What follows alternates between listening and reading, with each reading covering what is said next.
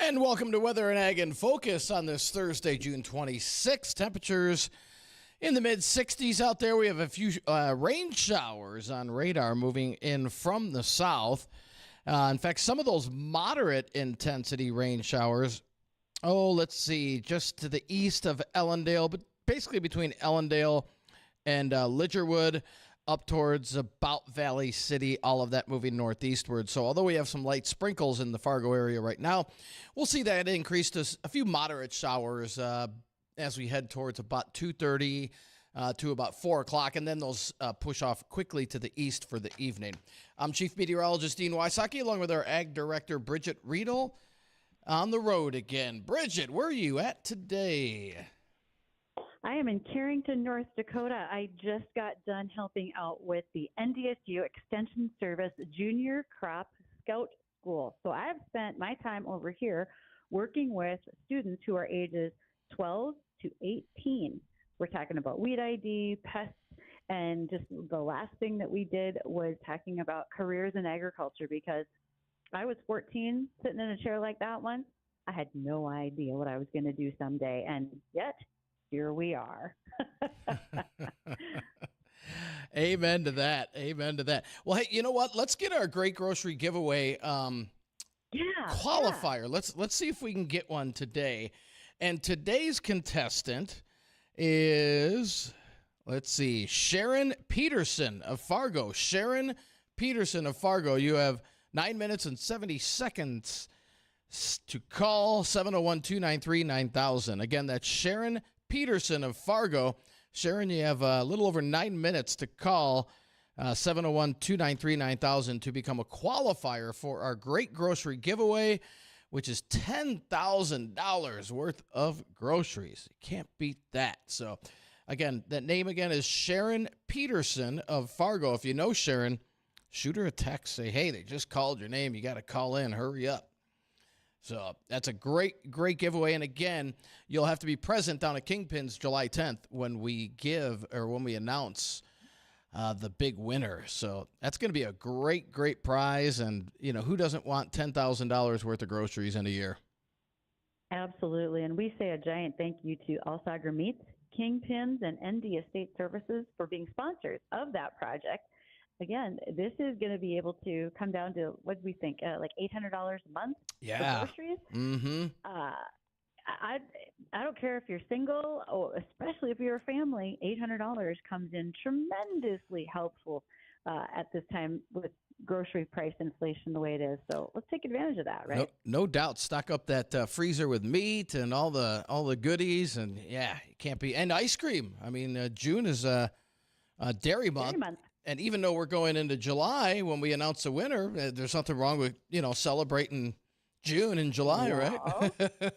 July is National Ice Cream Month. So we go right from dairy to specifically focusing on ice cream. Perfect. And I think Addison will agree with me. We're okay with this. It's true. I will. Now, okay, do you got whipped cream on your ice cream or no? Well, what kind of ice cream are we having? Does it matter? Yes. It does. It does. Okay. Let's say vanilla or chocolate. Nope. Let's skip the whipped cream and let's add more ice cream to that situation. Now, if it's pie that needs whipped cream or ice cream, this is a different argument. Okay. Addison, Very whipped cream or different. no whipped cream on ice cream? I'm gonna say something that might be a little heathenish here. No whipped cream, but chocolate or caramel syrup, though. I'll take that. Fine. Okay.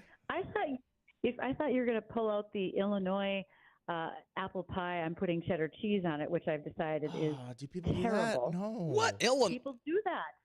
Why are you throwing Illinois under the bus? Because they're out there putting cheese on That's where my pie. friends are from.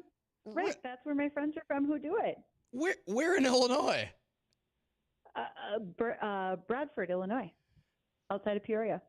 Well, that's a central Illinois thing, so that makes a little more There's sense. never been a time where I've had an apple in my mouth and been like, oh, got to have some cheddar cheese on there. Oh, man, that's just, and they, well, obviously they like it or they wouldn't be doing it, but, I don't know. Now, if our qualifier calls us, she can tell us if she's planning on putting cheddar cheese on her apple pie. God, I hope not. But now you got $10,000. You can do it all you want. So that was Sharon, you said, who needs to call us, Sharon. Dean? Yep, Sharon Peterson. You got about 8 minutes left to call. That's Sharon Peterson of Fargo, 701-293-9000. Again, time's running out, Sharon. Again, if you know Sharon here in Fargo, shoot her a text. Say, hey, we got to get you qualified here for that.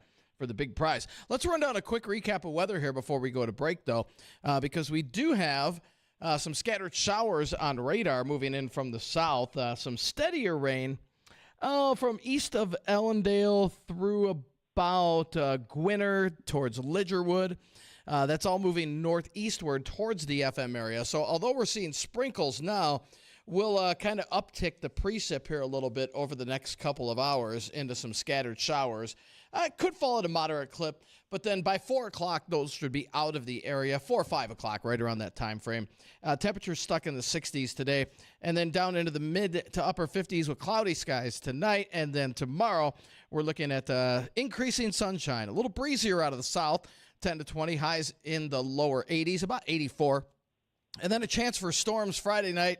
Some of those are expected to be on the severe side, so that's something we'll keep an eye on. Main threat is going to be hail and, unfortunately, damaging winds again.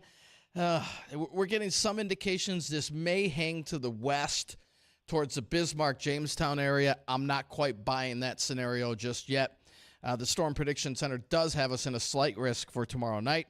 And then heat and humidity over the weekend. Highs around 90 on Saturday, 85 on Sunday. Another chance of storms Saturday night, but daytime hours should be dry. But again, we'll keep you up to date as we head into tomorrow on those storms Friday night.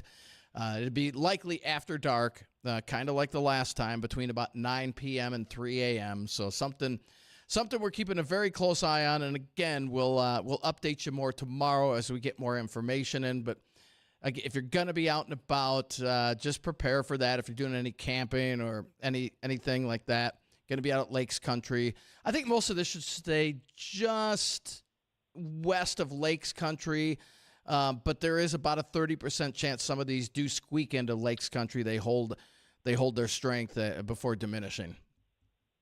So, Dean, you started talking about severe weather, heavy winds, and I believe I heard all the radios turn off from Jamestown to Hillsborough, from Enderlin to Cooperstown, because we've had it. I know. No, I say, we're not doing that. Don't kill the messenger.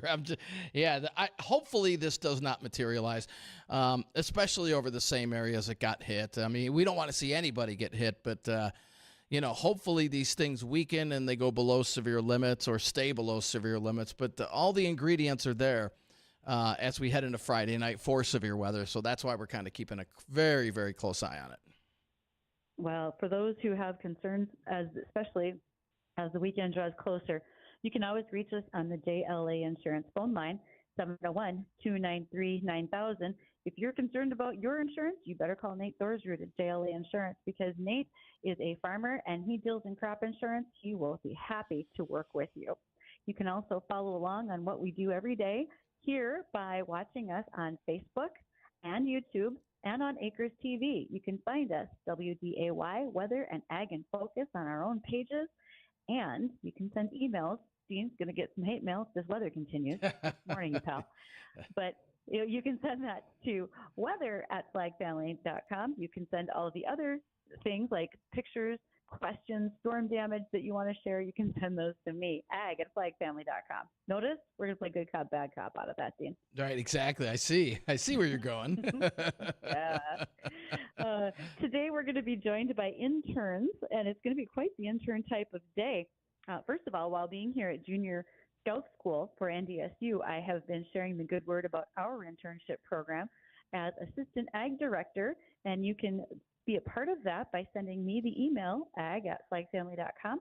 I'll send you an application. I am looking to fill our slots throughout the remainder of the fall because I love having kids come on and join us. We've had nothing but success with students who have been our assistant host for the day, going as far as asking questions of guests and talking about our ag topics at hand.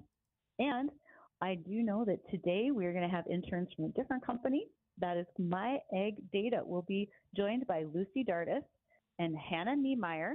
Those two ladies have spent their summer doing something very new and different for a slightly young and upcoming company. So I'm curious to see what that looks like. Hopefully you all are too. Join us after we get the livestock markets from the American Ag Network. We'll be back.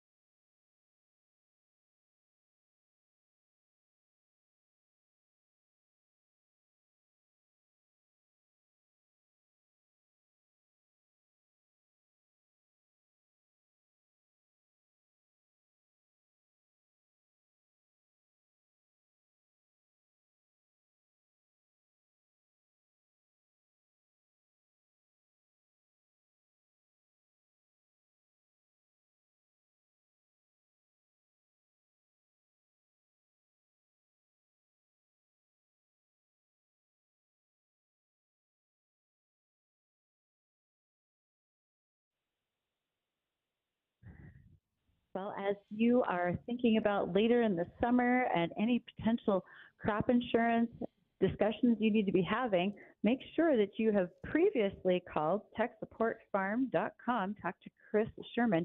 You want to make sure that all of the things you are doing online are protected. Chris specializes in working with farmers and agribusinesses, and he wants to make sure that no one is waiting in the wings to swipe your information and use it to steal money and others from you.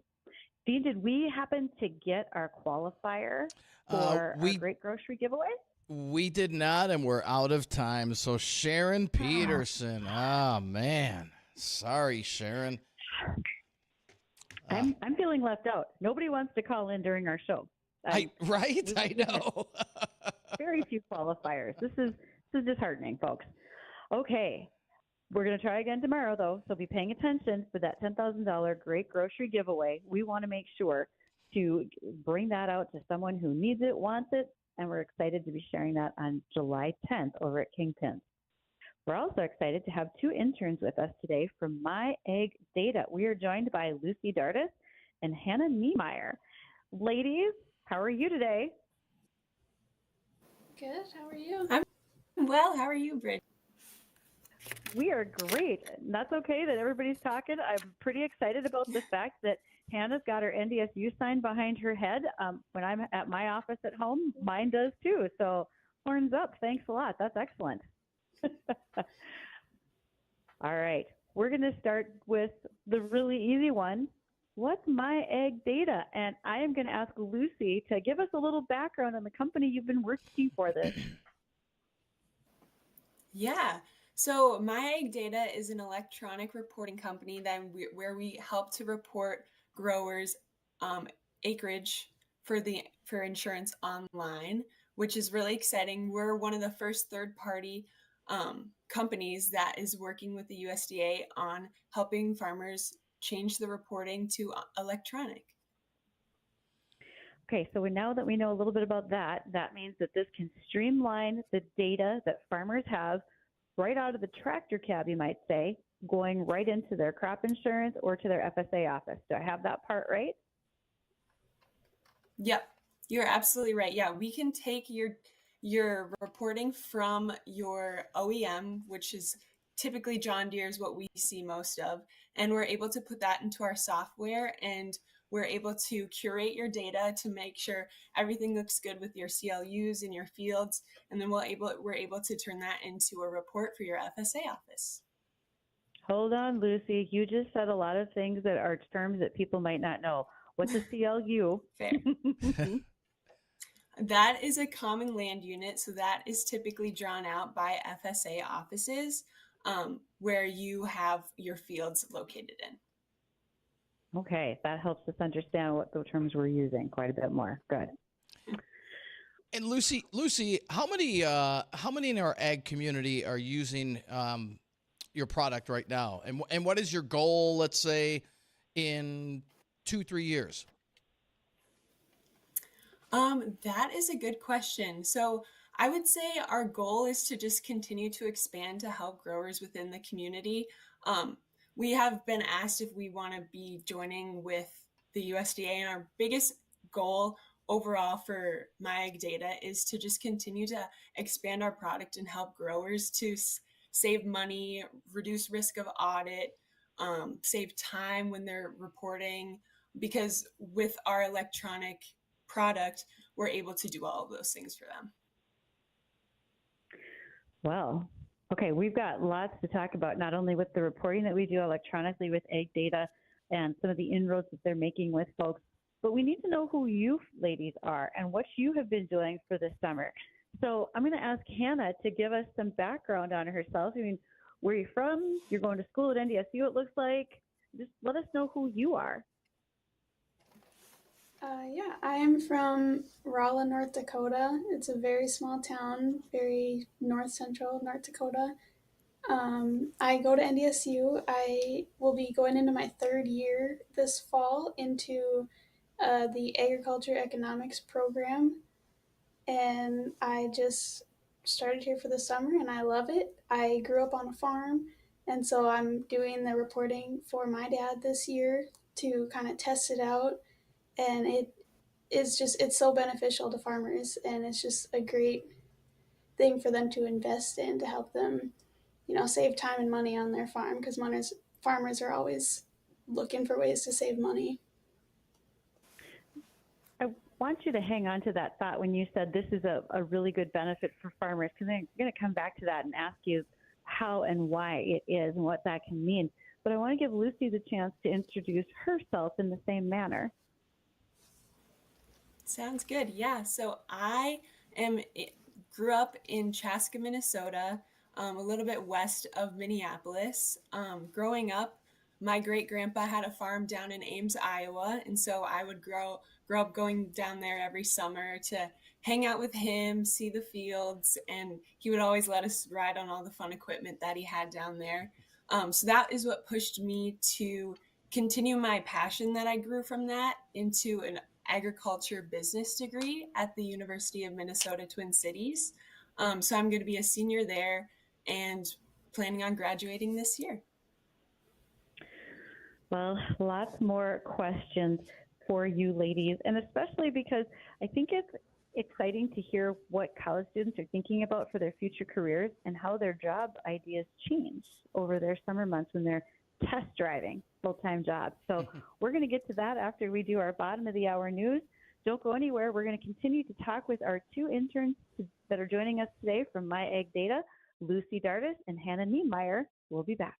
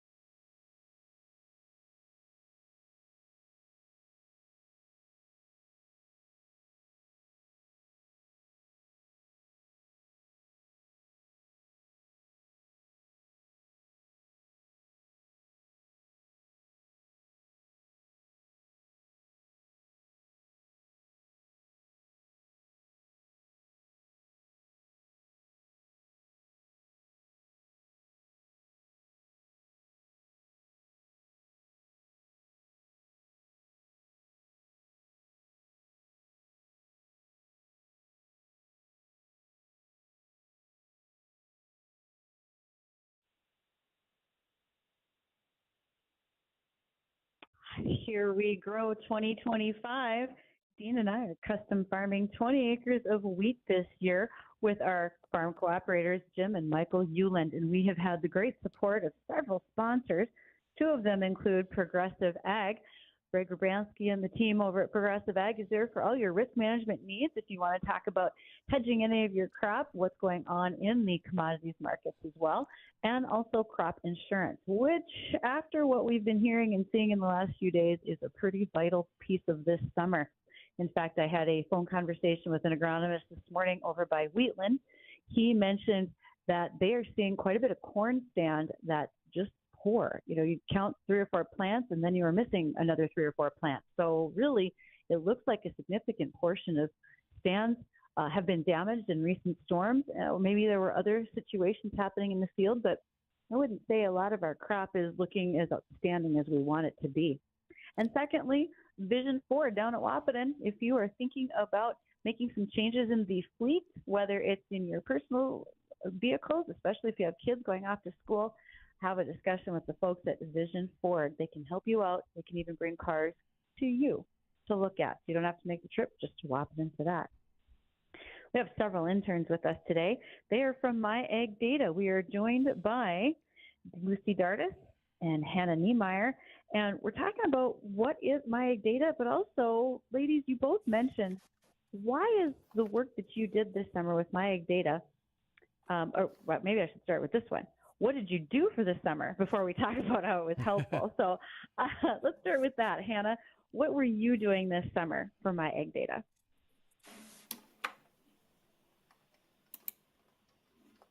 Hold on, we seem to have her on mute. Hannah's mic is... Got it. There we go. Sorry about that. That's okay. I was just saying how the CLUs that Lucy was talking about earlier, we take those and we put them into this online QGIS app, and it kind of makes a boundary for us, and then we make a farm tract layer around the outside. Every field has a farm number and a tract number that FSA has. Then we grab their planting data from their John Deere account or whatever tractor account they use. Sometimes there's Case IH, there's different ones. We mostly use John Deere, like Lucy said. And we can grab that, put that in there, and then we kind of pile these layers on top of each other and create our boundaries and put in the different crops and everything, double check with the farmer, make sure it's all looking right. Then we put them into if you've ever seen the paper maps that they use for FSA, we make the same maps but online. And so it looks like those, but just a little bit more colorful, a little bit more accurate than what the paper maps would be, and send it off to FSA for the farmer.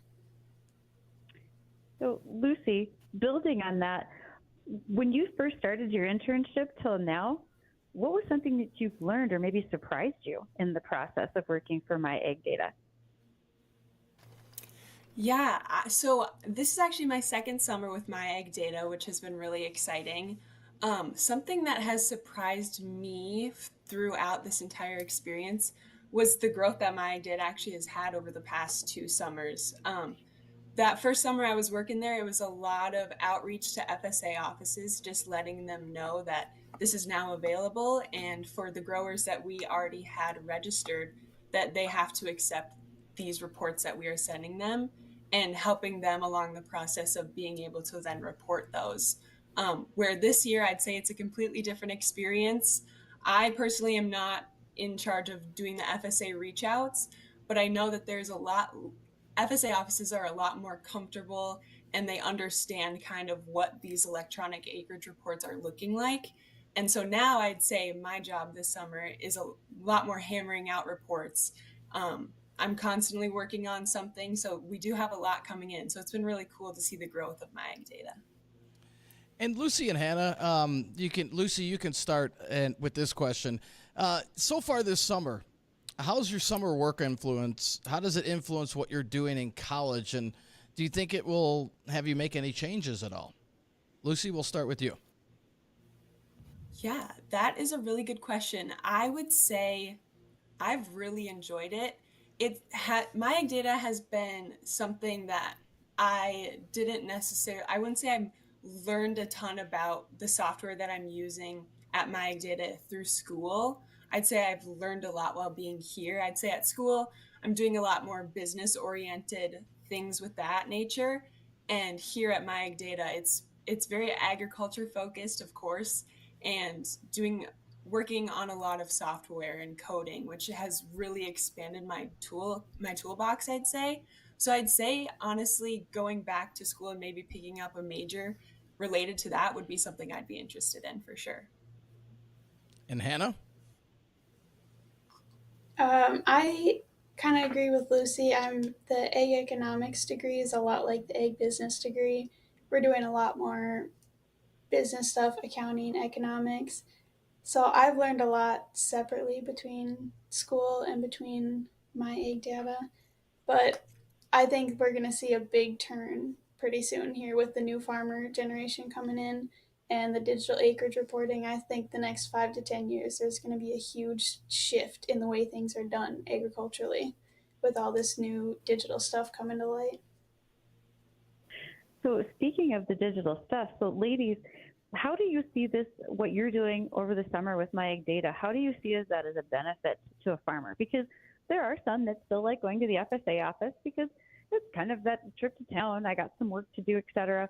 But if you compare that to someone who's farming in maybe 3 different counties and they've got to make 3 different days and appointments to going and getting things, what do you see as some of the biggest benefits to farmers? And I'll let Lucy answer that one first. Yeah, I would say if you are a farmer that likes to go into the FSA office, that is still an option for you with reporting from my AgData. We have an option for an e-sign, or when we're done with the report, there is an option to go into the FSA office and sign. So there is still that benefit if you want it, but we do have an e-sign.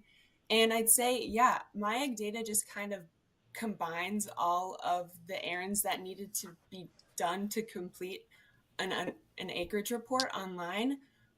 So it's saving a ton of time because you don't have to draw out on the paper maps. You can upload your planting data directly from your OEM or however you track your precision ag.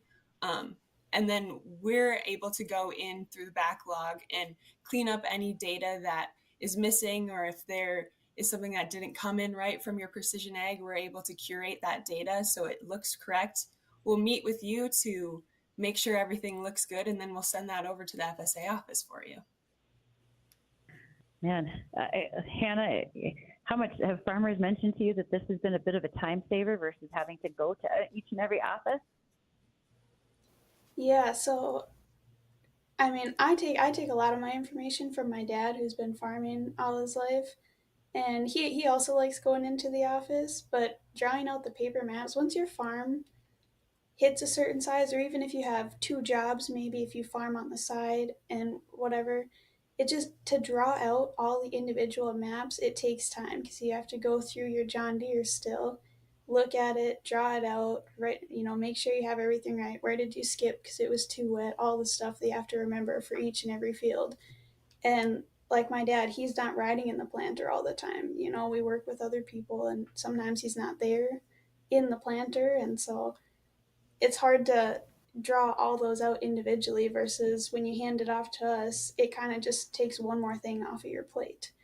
Maybe you're on city boards, maybe, you have kids, all this stuff, and it's one more thing taken off your plate that you don't really have to worry about.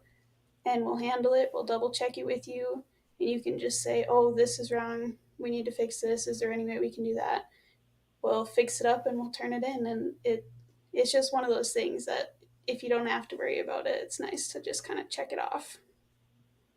Well, I wouldn't mind checking a few things off my list. If you guys are looking for a little extra work on the side, feel free to let me know. I'll help you out with that. So, ladies, I got a chance to meet you both this summer at Cultivate. And that was a conference being held in Fargo that allowed a great many folks to connect and learn more within the ag industry about some of the cutting edge technologies that are coming on, et cetera. What was something that you learned while you were there? So I actually wasn't able to make it to that meeting, so I'll hand this off to Hannah. Good idea. Yeah, I think one of the biggest things that everyone was stressing is all the different connections around there's a lot of things that just kind of spread by word, spread by mouth. You know, you meet people, you talk about something, you meet other people, you talk about them, and it just spreads through all these different connections. And maybe some of the people I met there 10 years down the road, I find a job and they're like, oh hey, weren't you one of those interns? And it just kind of sparks something, and you learn to network yourself throughout. And the egg world is so diverse, but it's all so connected at the same time, which makes it just a really cool industry to work in. And meeting all these people through these conventions, it was just a really cool thing to experience at this age.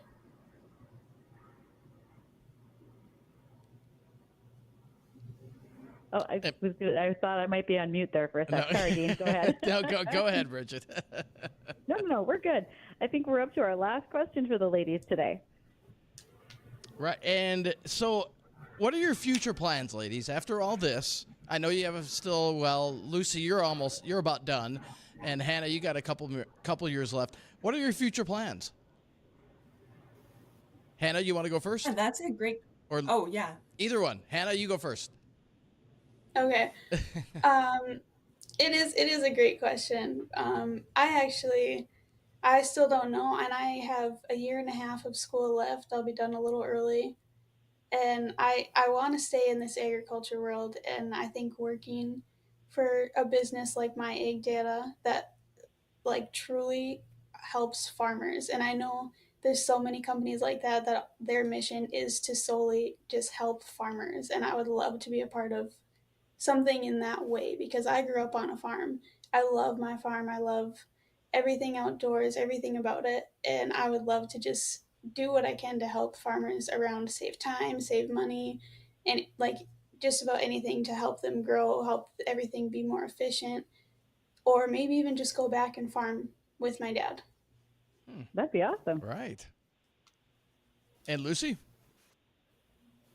Yeah, I'd say I'm still really open to a lot of things. I'm really interested in the sustainability sector of agriculture, and I also just love meeting and connecting with people. So I think in a future job of mine, something that I'm really going to be looking for is connecting, whether it's connecting with others or helping farmers throughout their whole process of farming. Um, that's kind of my overall theme. I'd love to just connect with a lot of people. Ladies, thank you for taking the time to join us today to be a part of Weather and Ag in Focus. We appreciate it, and it's nice to highlight what kids are doing. And I shouldn't say kids, you're young adults, but for what you're doing in the industry and helping to move us forward. So thanks for being a part of it. Yeah, thanks Thanks for for having us, having Bridget. us. All right. Thanks, ladies. And when we come back, we're going to have a recap of the weather. We do have some rain on radar, some of this moderate. So if you have any outdoor plans here over the next couple of hours, rain will be increasing. I'll give you the details on that. We'll go over some ag topics and more when we come back.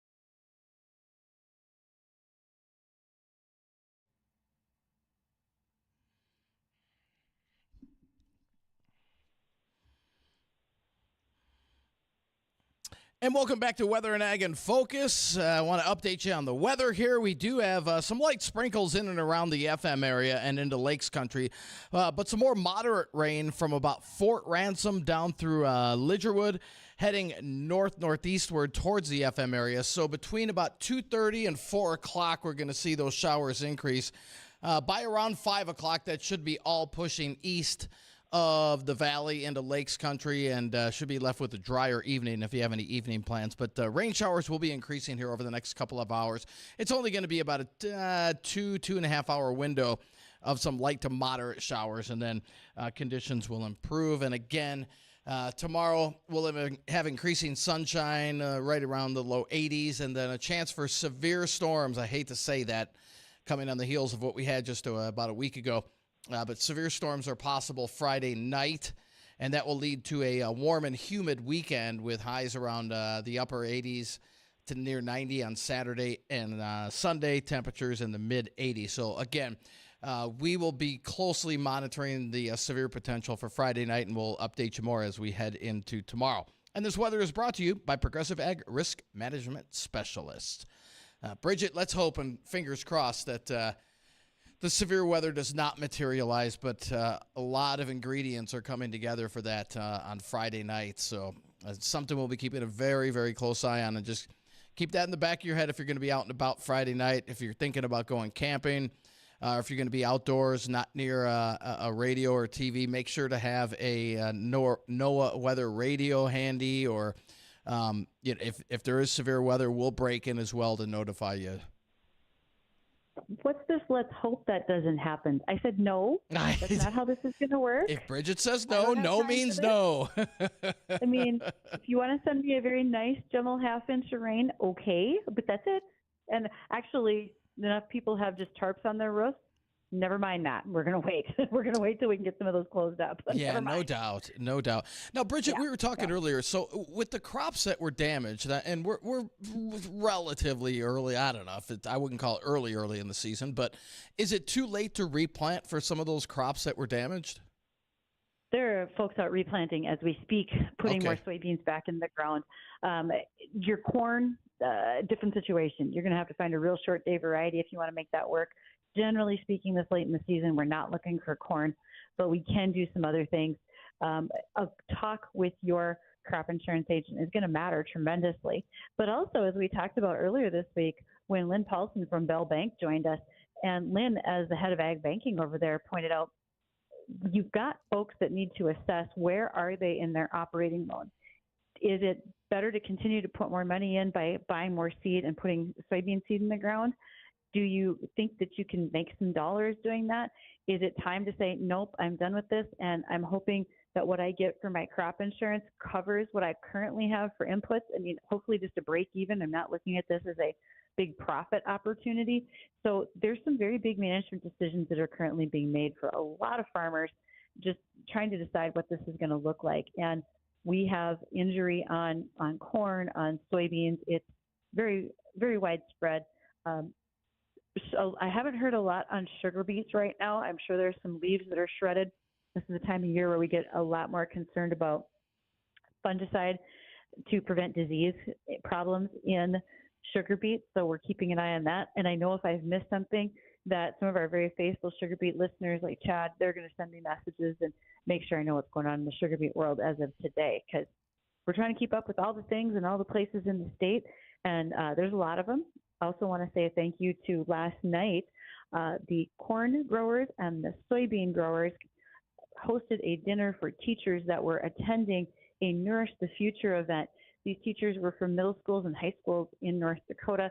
They were here to learn more about science and especially bringing agriculture into the classroom. Today they are touring the crush plant over at Castleton, and I was allowed a chance to get in and interact with a number of these instructors. Thank you, and thank you to them for bringing ag in the classroom. If you're a teacher and you're thinking, how can I incorporate any of this with what I do, drop me a message, ag@flagfamily.com. I will point you in the right direction with a number of resources, because the more we can talk ag with students, the better. We'd love to do that with them. It'd be the best thing we could do. No doubt, no doubt. So, because it is indeed a day to talk about livestock, especially tomorrow, I will be in Watertown with the National Cattlemen's Association, talking about stockmanship and stewardship. Pink eye, not only for your kids, but you can have pink eye in cattle, and that is when the cornea of the eye gets very irritated. How do we see that irritation developing? Well, the cornea is really a protective layer over the eye, and when it's healthy, bacteria can't attach to that. But if you have dust, pollen, seed heads, even UV light, or if that cornea gets scratched, that's an opportunity for the bacteria to enter and cause the infection in the cow or calf or steer or a bull. And when we look at pastures, you may see things like buckbrush or other areas of weeds that cattle don't want to eat. And that's because, one, it doesn't taste very good. It's, like leaving those terrible chopped onions on the buffet. For me, I can't eat those. And the other thing is, when you have some of those very rigid not even the forbs, but some of those very rigid plants that are strong stemmed and have rough leaves, that can injure a cow's eye or cattle's eyes. And when that happens, that bacteria enters, and now you have pink eye. There's not a lot of way to prevent that problem from happening. And so what you wind up having to do is to treat them with an antibiotic at the signs of infection. All right. Well, for Bridgette, myself, I want to thank everybody for joining us today on Weather and Ag in Focus. Don't go anywhere. The Jay Thomas Show is coming up next.